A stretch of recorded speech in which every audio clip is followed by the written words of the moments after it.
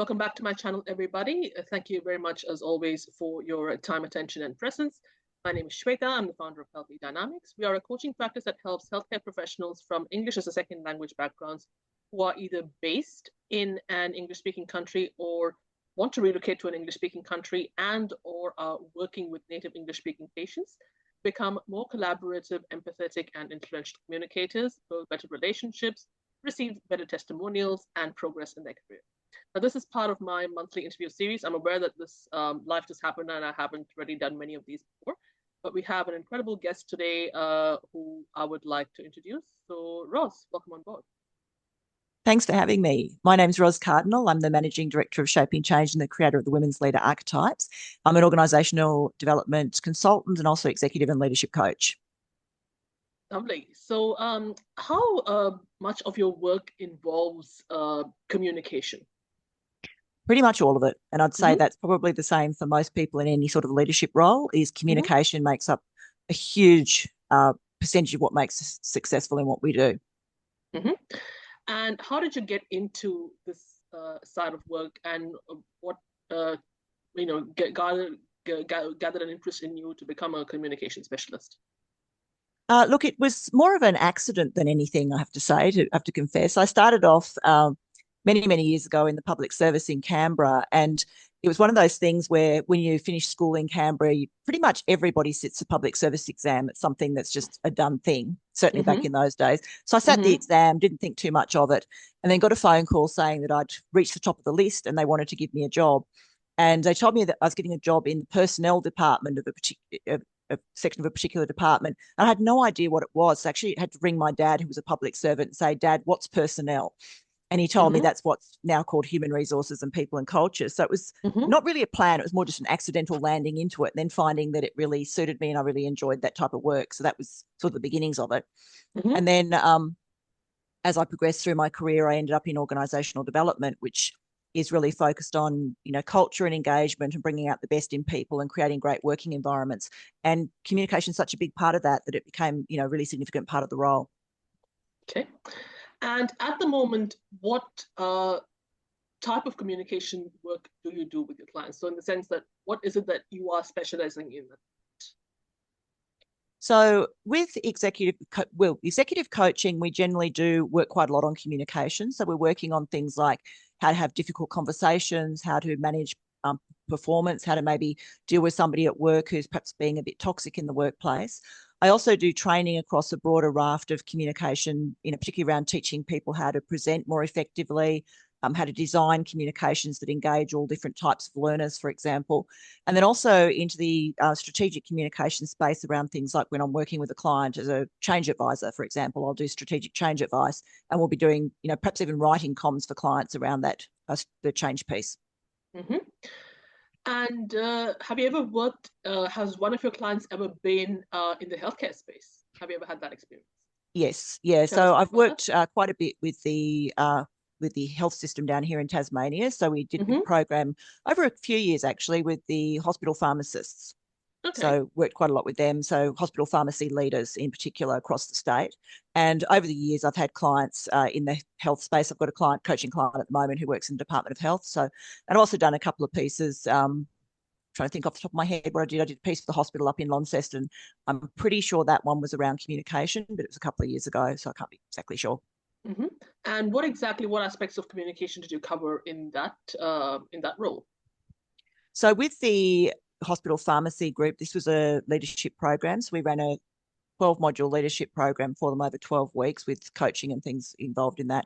And one of the pieces, there's a few pieces around that. One of them was around communication. So we did a live module. So we did a face-to-face module up front to start the program off.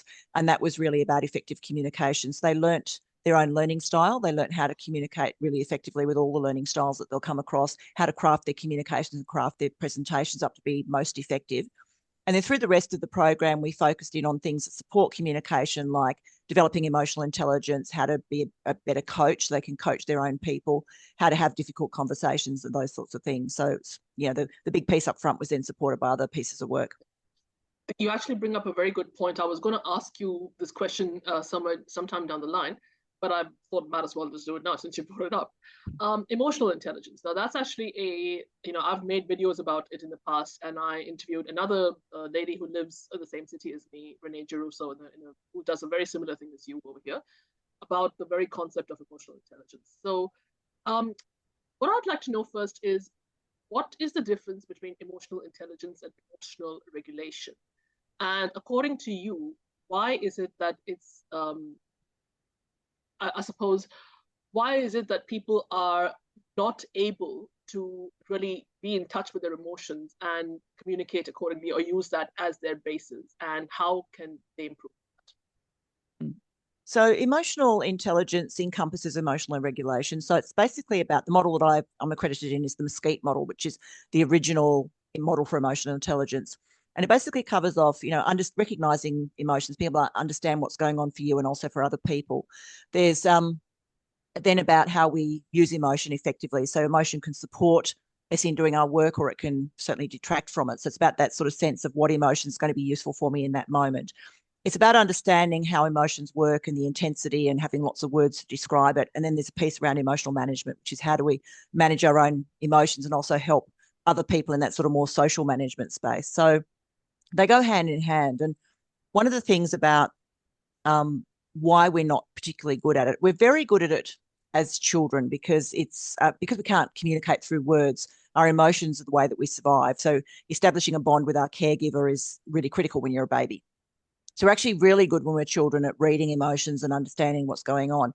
And then when we hit puberty, we just stop paying attention to it. Kids going through puberty tend to, anyone who's got a teenager knows this, become pretty self-centered. So it becomes, all about what's going on for them. And then when we sort of hit adulthood, because it's not a skill that's particularly discussed or particularly valued, and we don't teach anybody how to do it, a lot of people never sort of gain it back. But having said that, it's something that's relatively easy to learn. And in teaching people, I find that even doing something like a one-day emotional intelligence program, they will be much better at it at the end of that program than they were when they walked into the room, because they're aware of it and they now know something about it and they can start actually reflecting on it themselves. Mm-hmm. So, how would you say that developing emotional intelligence can really help in anyone becoming a better communicator? EI, it's a critical life skill. It's not just about work and about leadership, but it's a critical life skill. It's about how do we observe ourselves and reflect on what's going on for us and then manage that emotion appropriately, because it's quite okay, for example, to be angry about something. If something's been unjust or something's been done to you that you feel is wrong, it's quite okay to be angry about it, but it's about what we do with that anger. So do we express it now? It's about being really strategic about, do we express that now? Do we tell somebody about it? Do we talk about it? What's the right timing for it? All that sort of thing. So um, the skill is really about not being driven by emotion. It's not about flatlining and not having emotion, but experiencing your emotion in a way that's really positive and constructive. So in terms of it being a life skill, it would benefit everybody to work on it, because it's one of those things that's really critical to success in general. Mm-hmm. Absolutely. Yeah, I think which also brings me to the next question that I had, which I was going to ask a little bit later, but I'll do it right now.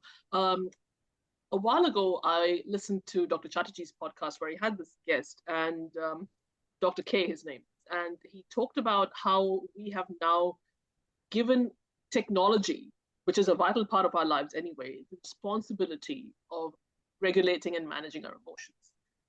And that's caused a whole heap of problems in itself. We're not able to do it on our own. We're relying on other sources. We are depending on technology to be able to do it. So my question again now, going on from that, is technology, I think, and more particularly AI, do you think that can be a hindrance or an asset when it comes to communication? And if so, if it is an asset, how can that be used in life? So AI is really interesting because it's only as good as the way that it's trained and prompted. Mm-hmm. So Yes. I use AI quite a bit in my work, and it can be an amazing communication tool because it can help you formulate your thoughts. If you can give it a sort of stream of consciousness, and it can turn it into something that's really useful for you.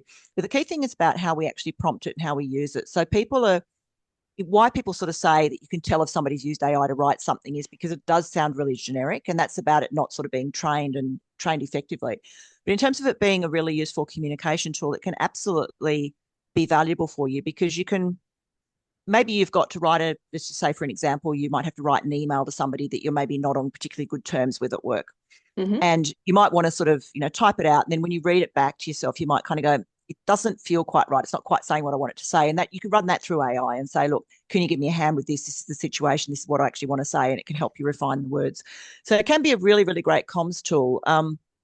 But you've got to put quite a bit of effort into training it and prompting it correctly. So it's not a sort of mindless, plug some stuff in, get some stuff out type of thing. You've actually still got to pay attention and be really aware of what it's doing. And also AI does make mistakes, so it doesn't substitute for an expert in the field.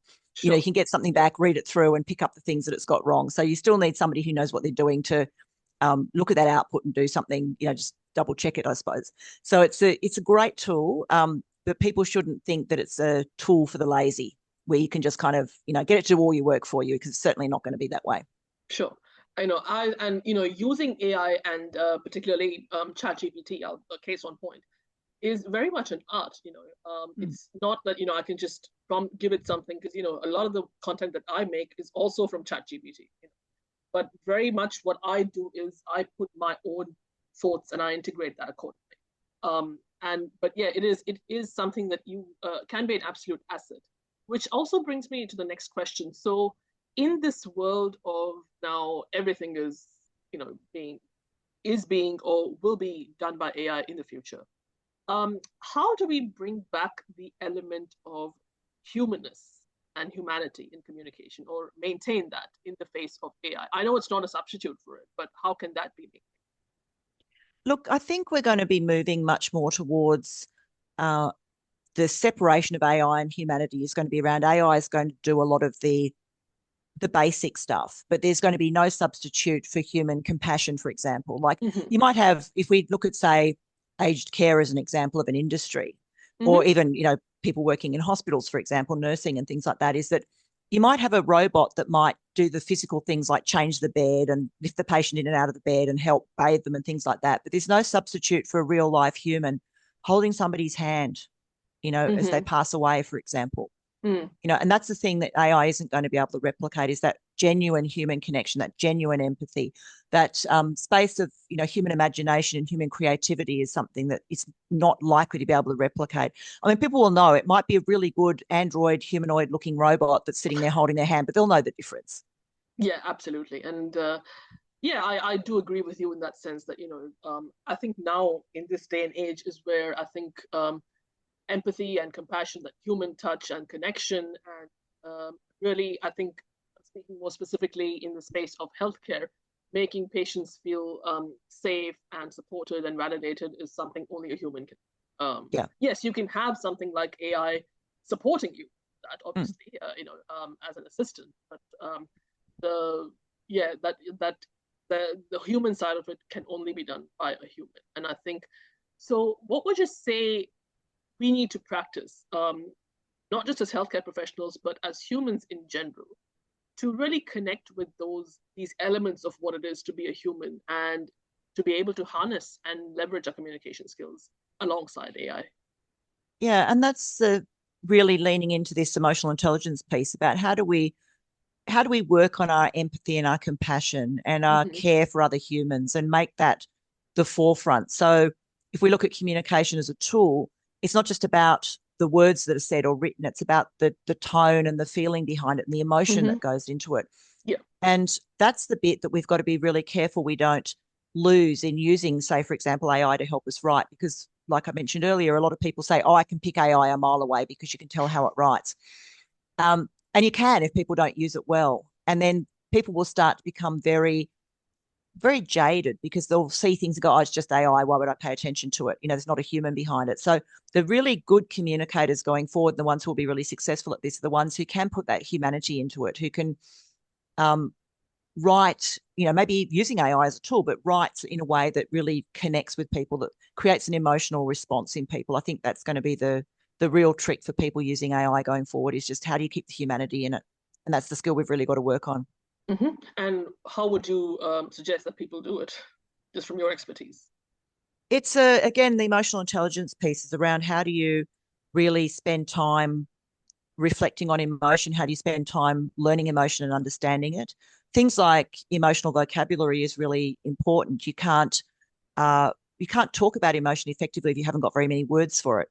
Sure. And I do find that there's like 40% of the population don't have great emotional vocabulary. So when you say to somebody, how do you feel? And they say, I'm angry, Mm-hmm. it might not be angry. There's all these degrees of it. It might be, I'm just mildly irritated right through to I'm absolutely enraged. There's a degree of difference between those things. So somebody who's got good emotional words will be able to connect really effectively with people because you can talk about exactly how you feel and understand exactly how the other person feels.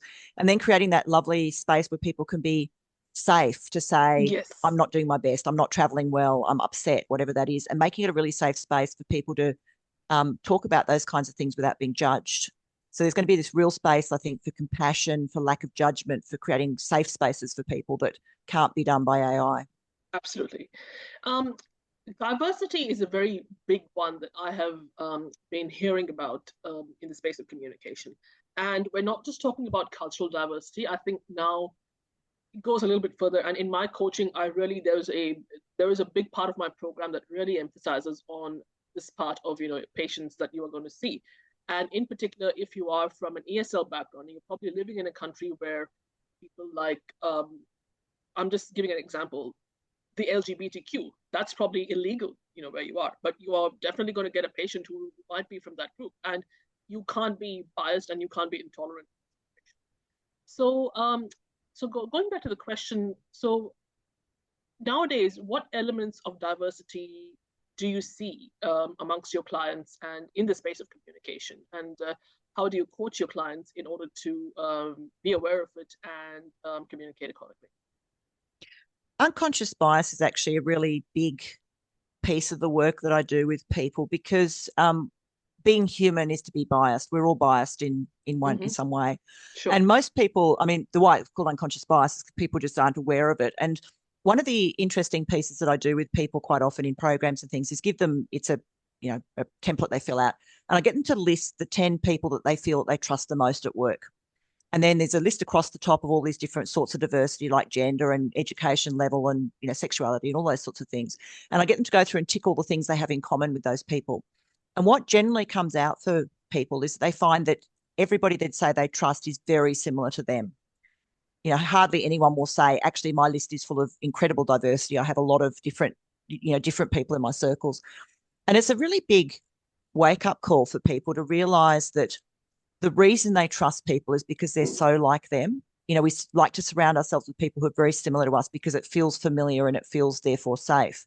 And Mm-hmm. that's the underpinning of the challenge of bias is the fact that it's really about who I feel safe with. And I feel safe with people who are very similar to me in terms of values and, all kinds of issues. But so that's the thing that we really have to firstly be aware of in ourselves is that this is just part of being human. It's not something that we intended and it's not something that's necessarily a bad thing. It's just being aware of that and then taking steps to actively, work against it.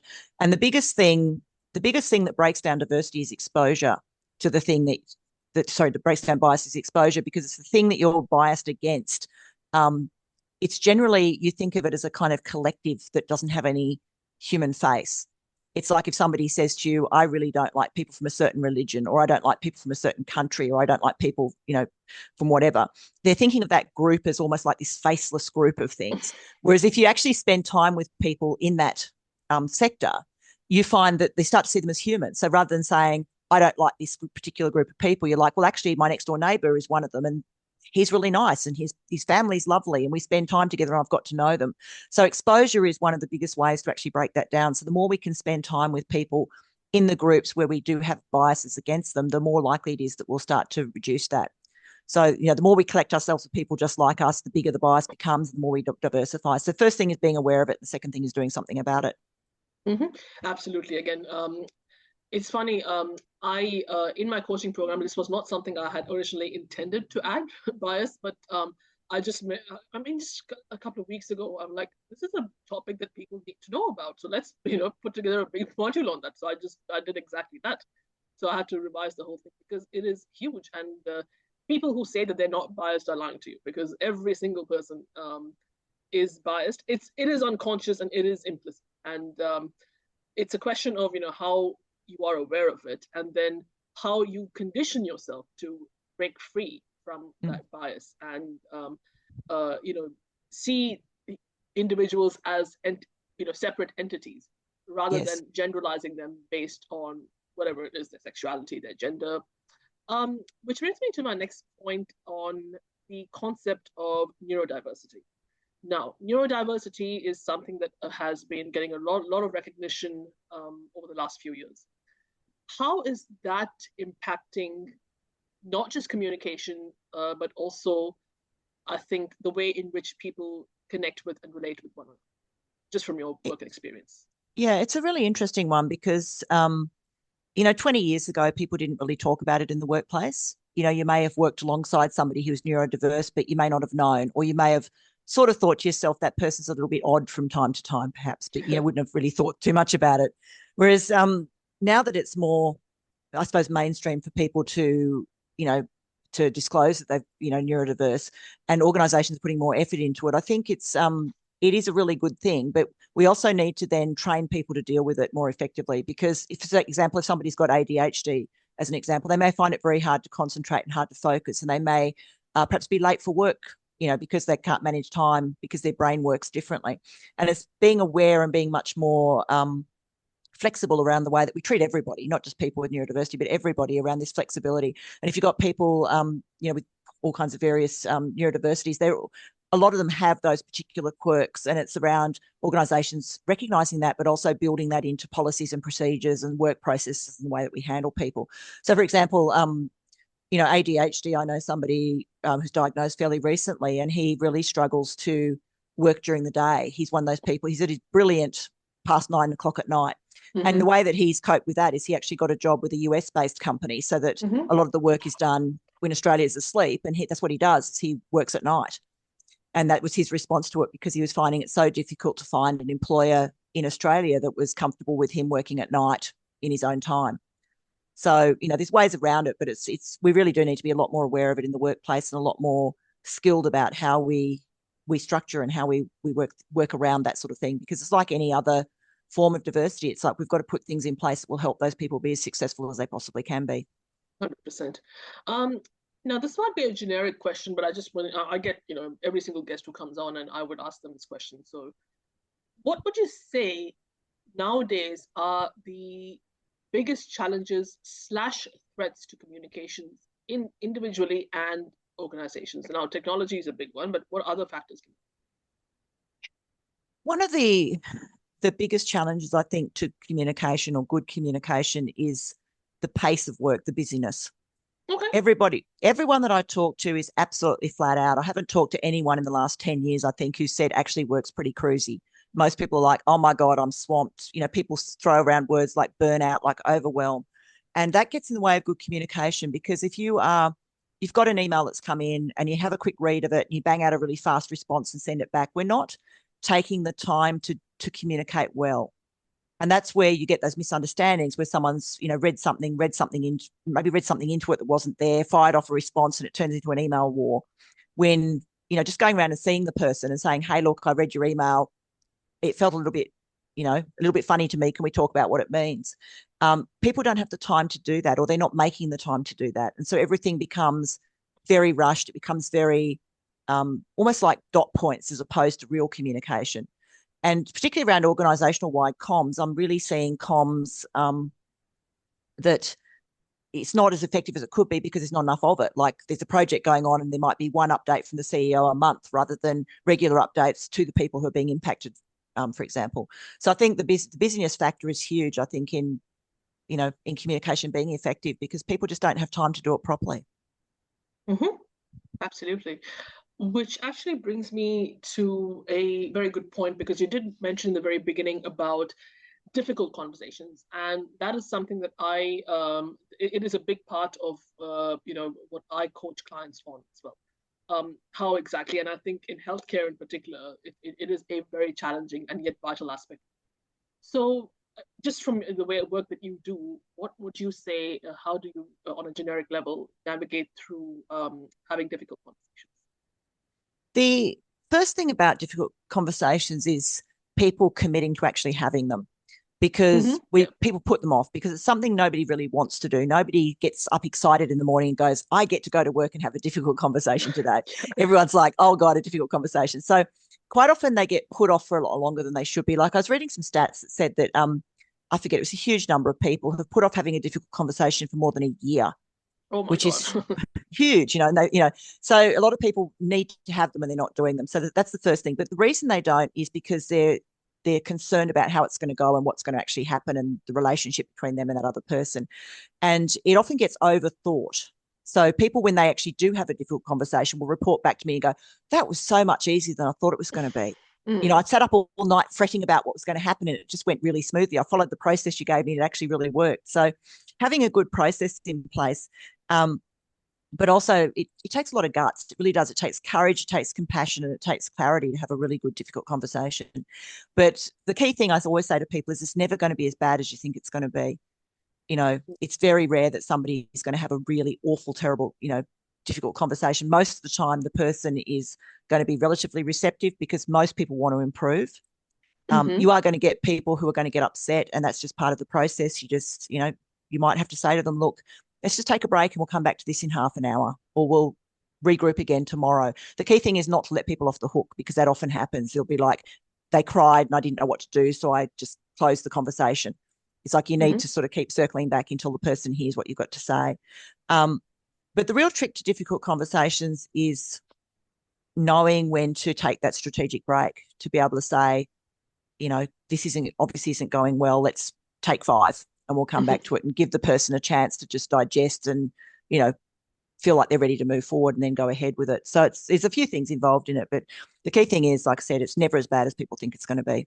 Yeah, absolutely. I think in the space of conflict management, which I think will be my next question, um, it's one of those things that, again, more you avoid it, the worse it becomes.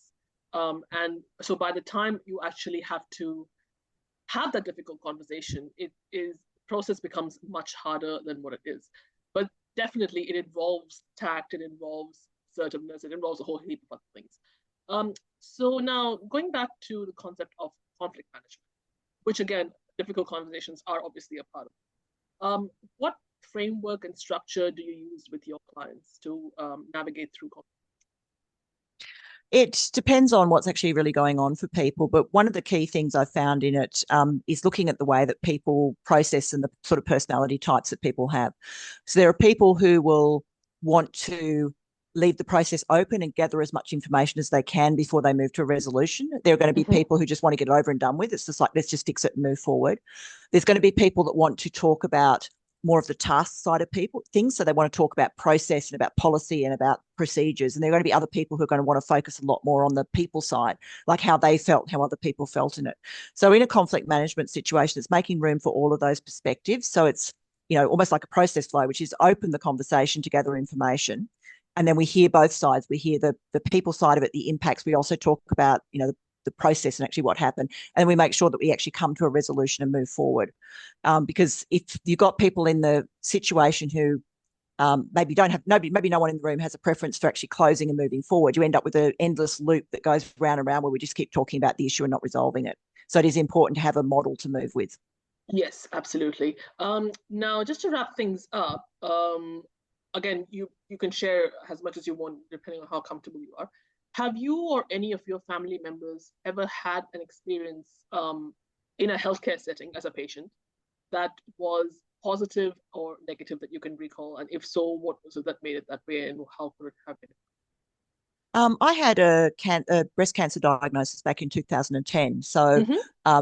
very familiar with the healthcare system, I have to say. And I've never, in the time that I can reflect on, I went through 6 months worth of treatment and a few other things since then. But I've never come across anybody I think that I didn't feel did a really amazing job. I've really got a lot of respect for people in the healthcare profession. It's a very difficult job, and everybody that I experienced through that was lovely. The nurses were absolutely brilliant. I remember, you know, one of the nurses, I was coming around from anesthetic, and one of the nurses was just holding my hand and stroking it, and it was that wonderful, wonderful compassion that I remember the most. I don't really remember, I remember about the treatment, but that when I sort of look back on it, the thing that really stands out for me is the professionalism and the compassion of all the healthcare people that I came across. It really was wonderful. I don't think I could fault anything that any of them did. You know, there But was yeah, just so do you think there was more how they made you feel in the whole process? absolutely how I felt. And look, I'm navigating it with my father's elderly at the moment, and he had a really bad fall and fractured his skull and had bleeding in the brain, and he's got a acquired brain injury now, and he's come to live here.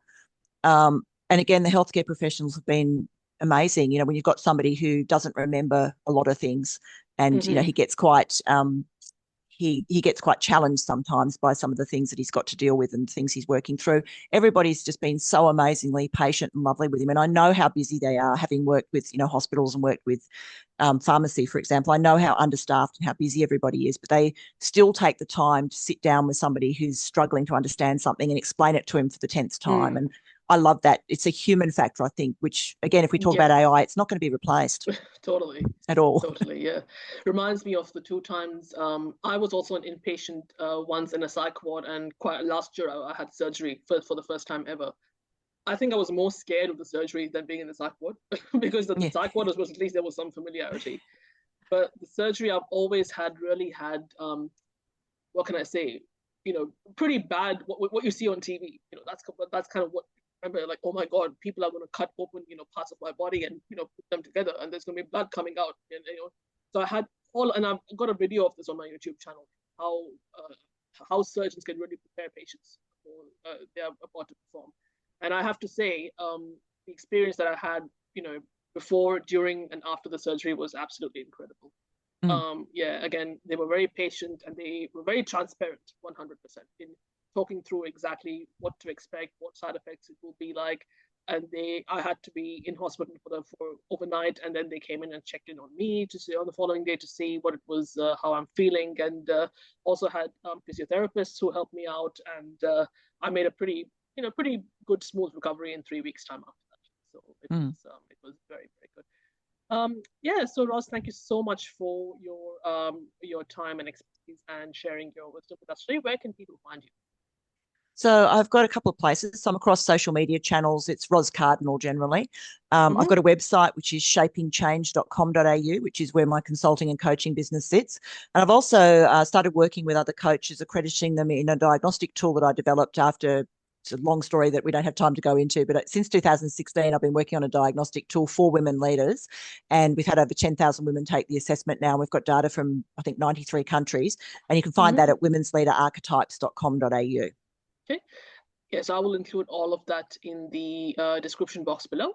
And for anyone watching and listening, make sure that you hit the subscribe button and notification bell to stay updated on videos on such interviews and any other videos on healthcare professional communication.